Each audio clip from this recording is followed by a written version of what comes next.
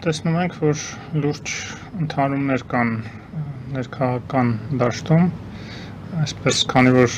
եկեղեցին մտել է քաղաքական դաշտ, տեսանելի է, որ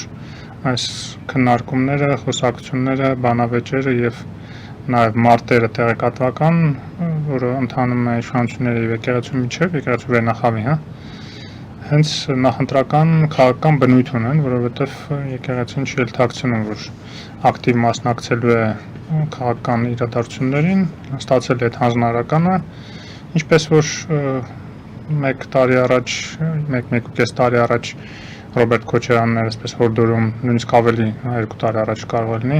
հորդորում, որ քանի որ դա մենք հեղինակություն չունենք, մեզ չեն վստահում մարդիկ, հիմա թող ուրեմն եկեղեցական վերնախավից ինչ-որ մարդիկ առաջնորդեն այս այսպես կոչված ընդդիմադիր շարժումը եւ դրանից հետո սկսվեց եկեղեցու ակտիվ ներքաշումը հանձինս Վազգեն Բագրատ Գալստանյանի, ով ղեկավարեց հայտնի Տավուշյան այդ իրադարձությունները եւ հիմա էլ նորից ուրեմն եկեղեցին արտաքին քաղաքական բաների մեջ որոշեց մխրճվել Շվեյցարիայում անցկացված այդ իրենց միջոցառման տեսքով դա արեցին, որը որ բնականաբար ստացավ իշխանությունների արձագանքը բավականին կոշտ, բայց այլ ոլորտում, այլ հարթության վրա եւ այսպես սկսվեց այս բանավեճը, որը որ կարծում եմ շատ ցավոք սրտի մակերեսային, այսպես ոչ բովանդակային քննարկում է։ Ես կգերադասեի, որ այս առիթը օգտագործվեր եւ եկեղեցու հանդեպ այս հետաքրքրությունը, կրոնի հանդեպ հետաքրքրությունը այս քննարկումների մեջ, որտեղ գնում է ծիսակարգային քննարկումներ, կուսակրոնության կարևորումը կամ հակառակը դրա չեղարկման անհրաժեշտության մասին է խոսակցություններ գնում եւ այլ, այսինքն որոշակի ծիսակարգային կամ գուցե նաեւ դավանաբանական ինչ-որ վերանայումների քննարկումներ զարգանան, որը որ հենց առիթ է պետք է հանդիսանա, որ խորացնել այդ քննարկումները, որտեղ եկեղեցին վաղուց ռեֆորմների կարիք ունի, բովանդակային ռեֆորմների, ոչ թե այսօր մակերեսային այս կարգի, ծիսակարգային, այլ հենց բովանդակային, դավանաբանական Եվ ես երբ որ նախորդ անգամ ձեր հաղորդման ընթացքում ասացի, որ ես դրան անդրադարձ եմ արել հեղափոխությունից անմիջապես հետո, շատերը սկսեցին ինձ հետաքրքրվել, գրում էին ինձ, թե խնդրում եմ հղում ուղարկել այդ նյութի, որը որ ժամանակ հրապարակել է ես։ Եվ ես այդպես անհատապես մի քանի հոգու ուղարկեցի, բայց կարծում եմ ճիշտ կլինի մի քանի բան ավելի մանրամասը խոսամ, որտեղ ոչ բոլորն են բացում կարդում, իսկ նրանք ովքեր կուզենան բացել կարդալ, կխնդրեմ ձեզ տեղադրեք հղումը այդ նյութի այս հաղորդման ներքո։ Նյութը կոչվում էր Հռոմի Պապը եւ հայկական քրիստոնեության առաքելությունը։ Դա հրապարակվել է 19 թվականին, հենց բառացիորեն այս օրերին, հունիսի 7-ն էր, Եվ առիթը Հռոմի Պապի կողմից մի կարևորագույն դավանաբանական փոփոխության մասին էր խոսքը, առիթը, ուրեմն նա հռչակեց, որ փոփոխում է տերունական աղոթքում մի ֆրազ, երբ որ ասեց, որ գիտեք, որ տերունական աղոթքում կա այսպիսի ձևակերպում եւ մի տանիր զմեզ ի փորձություն։ Այսինքն Աստծուն դիմելով մարդ աղոթում է, ասում է մի տար ինձ ի փորձություն եւ Հռոմի Պապը ասում է չի կարող Աստված տանել ի փորձություն մարդկանց։ Դա սատանան է տանում ի փորձության։ Եվ մենք ենք, որ գայթակղվում ենք, Աստված այստեղ կապ չունի։ Եվ ասաց, որ պետք է փոխել ձևակերպումը եւ փոխեց իր հատուկ կոնդակով, փոխեց, ասեց եւ թույլ մի տուր մեզ, որ գնանք ի փորձություն։ Այսինքն մենք մեր կամքով ենք գնում փորձության, սատանան է մեզ ուղարկում փորձության եւ Աստծուն մենք կարող ենք դիմել, որ ինքը թույլ չտա, որ մենք գնանք ի փորձություն, Դա իրականում տեկտոնական փոփոխության մասին է խոսքը, որովհետև տերունական աղոթքը անկյունակարային բանաձևներ է պարունակում իր մեջ, քրիստոնեությանը վերաբերող եւ ամենակարևորը դրա մեջ գնահատական է տրվում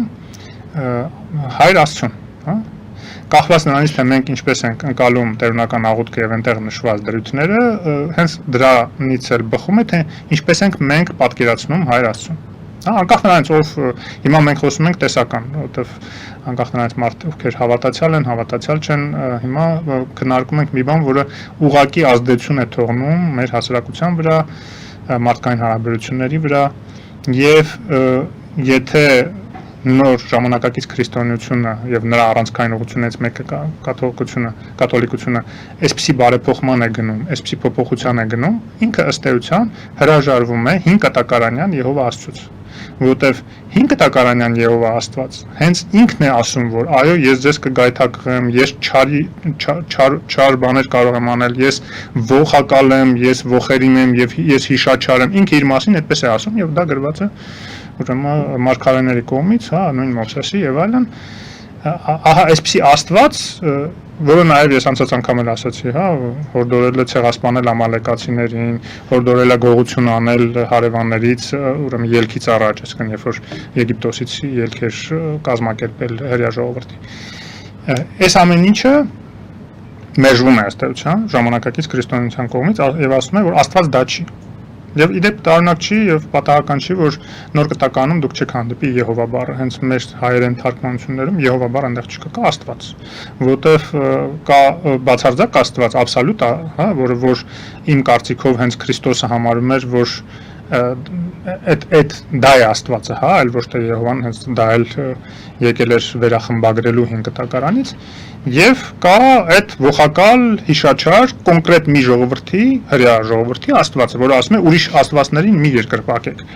չի ասում ուրիշ աստվածներ չկան, ասում է ուրիշներին մի երկրպագեք, ինձ երկր, այսինքն բազմաստվածության ինչ որ մի էլեմենտ էր, որը որ հրեա ժողովրդին էր ու հետո Քրիստոսի ուսմունքում նման բան չկա, բայց Պողոս առաքյալի թեթև ձեռքով դարձավ համաշխարհային կրոնի հայր Աստվածը, հա, թե ինչից վերցեցին, որ Եհովա Աստվածը պետք է լինի քրիստոնեության հայր Աստվածը, դա էլ մենակ Պողոս առաքյալը գիտեր, մեկ էլ եկեղեցու հայրերը հետագայում, որոնք որ քվեարկություններով տարբեր բաներ են որոշում։ Ուզում եմ ասեմ, որ եթե մենք հրաժարվում ենք սրանից եւ ավելի այսպես այն ռեֆորմները, որը անհրաժեշտ է եկեղեցում նաև իրականացնում ենք, իսկ այսօրվա եկեղեցու վերնախավի հիմնական պատասխանատվությունը նաև նրանում է, որ ինքը ոչ թե գալիս է ճշմարտությունը փնտրելու, որոնելու եւ այդ հին գրքերում գտնելու, այլ ինքը գալիս է ուղղակի իր նեղ շահերը սպասարկելու համար, իր նյութական շահերը, փառասիրությունը, իդեպ այդ փառասիրությունը ահավոր զարգացած է մեր եկեղեցում եւ ունայնությունը, հա, տեսեք, այս վերջերս էլ տեսա մեկը եկեղեցականներից, ուրեմն ասում է, ես այս եկեղեցու տեր ու տիրակալն եմ եւ ես եկեղեցու իշխանն եմ։ Ասենք մեկն էլ ասում էր ինձ թագավորի պես պետքա պահեք, եթե ուզում եք ես բիզնեսով չզբաղվեմ, այսինքն այս մարդիկ իրենց պատկերացնում են թագավորներ, իշխաններ, հա, թե որտեղից է իրենց այդ բաները, ուսադիրները իջել իրենց ուսերին, այտենց էլ անհասկանալի է։ Եվ այս պայմաններում ես կարծում եմ, որ դա հենց շարունակությունն է այն արժեհամակարգի, որը թաքնված է այսօրվա քրիստոնեության այն մի հատվածում, որը հիմնված է 5 կտակարանի վրա եւ հին հրեական ավանդույթների վրա, էլի առանց որևէ մեղադրանքի հրեա ժողովրդի հանդեպ կամ Իսրայելի հանդեպ, որտեղ այսօր ես անցած անգամ էլ նշեցի, որ հենց հրեաները իրանք իրենց առաջին դեմ հատվածը վերանայումների են ենթարկում, այդ թվում իրենց տանախը, այսինքն նաեւ իրենց հետո դրանից հետո եկած ուսմունքները, հրեական տարբեր ուղղություններ կային, գիտեք եւ այլն, եւ սիոնիզմը հատկապես վերանայումներ են ենթարկում, ասելով որ դա իրենց մեջ շատ մարդատյաց բաներ է պարունակում եւ հարիր չի ժամանակակից մարդկությանը եւ այդ թվում հրեա ժողովրդին ժամանակակից։ Բայց մեր մոտ ցավոք սրտի, նույնիսկ հրեաներն են իրենց այդ հին պատմությունները, հին լեգենդները, որոնք կենտրոնացած են 5 կտականում վերանայման ուզում ենթարկեն գոնե ազդեցությունը կրոնի վրա, բարձ է, պատմությունները չես վերանայ, պատմություն է, բայց հայ առաքելական եկեղեցին այդ դոգմատիկայի մեջ այսպես թաղվել է, ոչ մի քայլ այս կողմ չի ուզում անի, որտեղ դա կարողությունը չունի։ Ես վստահ եմ, այսօրվա եպիսկոպոսած դասի մեծ մասը ընդհանրապես գաղափար չունի, ոչ դավանաբանությունից, հա, խորքային նկատի ունի, ոչ աստվածաբանությունից, ոչ կարդացել է նույնիսկ ծայրից ծայր հին ու նոր կտակարանները։ Եվ պատահական չի, ասենք, կաթողիկոսը իր գյուղում ինչքան ընկեր ու ծանոթ է ունեցել, եպիսկոպոս է ձեռնադրել, ասենք, այդ սկզբունք է եղել, իր հարևաններին, ընկերներին, չգիտեմ, բացեք եպիսկոպոսած դասի մի հատ կենսագրություններ նայեք։ Պատահական չի, որ կանոնաներից մեկը, որին վտարել էին եկեղեցուց այս բիզնեսմենները, ասում է, այս մարդիկ թող գան, մի հատ բանավեճ անենք, կրոնի շուրջ, ինչ որ դրույթների շուրջ, աստվածաբանական ինչ որ հարցերի շուրջ քննարկում անենք։ Կտեսնեք ինչքան բոբիկ են, ոչ մի բանից տեղյակ չեն։ Բիզնեսմեն մարդիկ են, որ ձևը գտել են, հա, հարմար է, մի հատ փիլոնը հագնում ես, այնտեղ ինչ որ հիերարխիայով, կաշառքով կամած առաջ ես գնում, ձեռի հետ էլ բիզնես ես անում, որ այդ փողերը գոյանա, լավ էլ հենց կյանքը դասավորվում է։ Այդ մարդկանց պատկերացումները կրոնի եւ հավատքի մասին։